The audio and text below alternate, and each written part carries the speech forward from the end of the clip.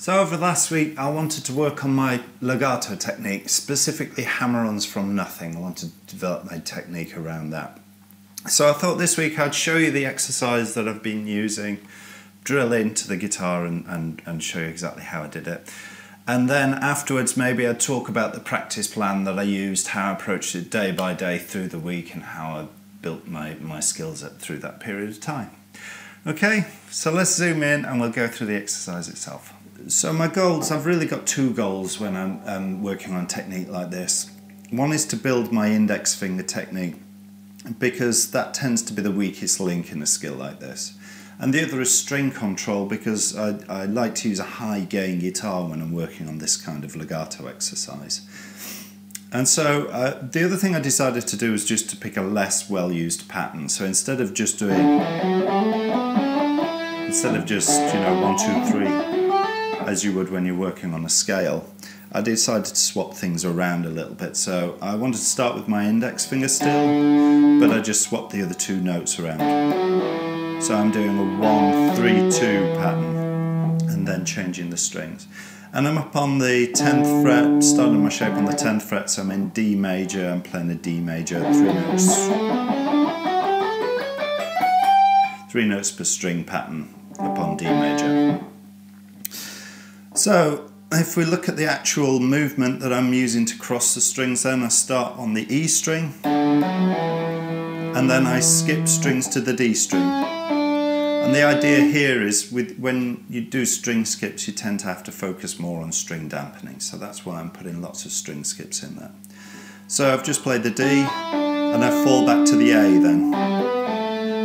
And then I skip a string to G, fall back to D, skip a B, fall back to G, skip to E, fall back to G again.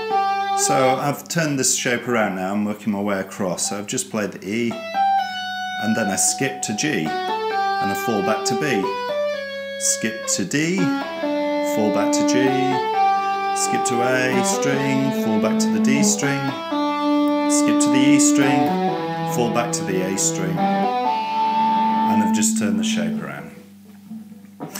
Okay, so let's play through that and connect everything up just so you can hear it.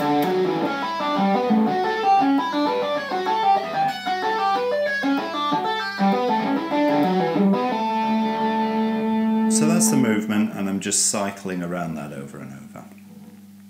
And so the left hand, as you can see, the left hand is just focused on hammering on, making the strings make a noise.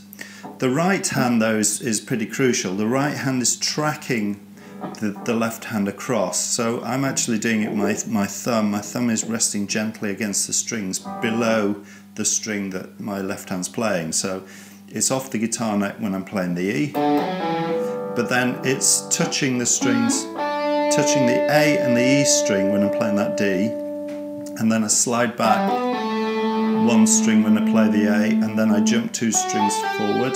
So now it's touching the D, A and E strings. Slide back 1. And so I'm doing that all the way across the neck, so my thumb is constantly tracking, my right thumb is constantly tracking what my left hand is doing. And that's how I'm managing the lower strings. The upper strings I'm trying to control with my left hand, just keeping my hand position a little bit flatter, so there's a little bit of contact with the higher pitched strings as I'm playing across the neck. So that was my exercise. So how did I approach the practice for this? Well, I used the Ramping Metronomes that I introduced last week. So I started really slow. I actually started this at the 60 to 80 beats per minute speed, which is well within my technique capability. But the idea here is to keep things really slow and simple and just focus on the string dampening, because as I say, that was a key part of what I was trying to do here. So the whole of the first day really was keeping the speed way down and just focusing on the technique and trying to get the clarity how I wanted it. So I started on the 60 to 80 beats a minute, and then I did 65 to 85, then 70 to 90, so just incremented in 5 beats per minute increments. And I just did little 10-minute practice sessions throughout the day. I was doing this on a Sunday, so I have a free day on a Sunday normally, so I was able to just drop in to the practice room, do a little 10-minute slot, and then get on with the rest of my life. And I let myself build up to about 95 to 115 beats a minute. That was the speed where the technique was really starting to break down. But it wasn't the technique breaking down, because I find when I'm working on an exercise like this, it's more about turning a skill which I'm having to focus on consciously into an unconscious motor pattern. That's the first barrier that I have to get through. And I tend to find as well that it takes a day or so. It's almost like I have to sort of consciously learn the movement, and then I have to sleep on it. I have to have a night in between, and the act of sleeping on it kind of burns that into my unconscious. And I found that in this case as well, because the next day I started on 100 beats a minute to 120, and then I just was able to increment and increment and increment up to 130 to 150 beats a minute.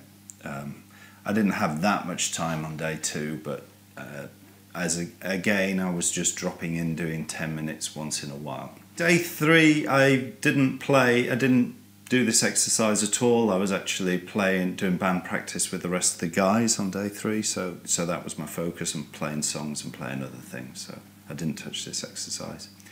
Day 4 again, I took it up again. Started on 140 to 160.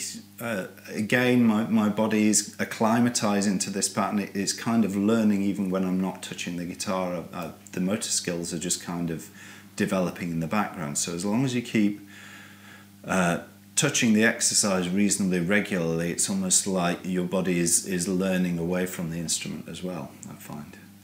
The other thing I did was, when I got up to about 140 to 160, I could drop back. So I took it back down to 60 to 80 beats per minute again.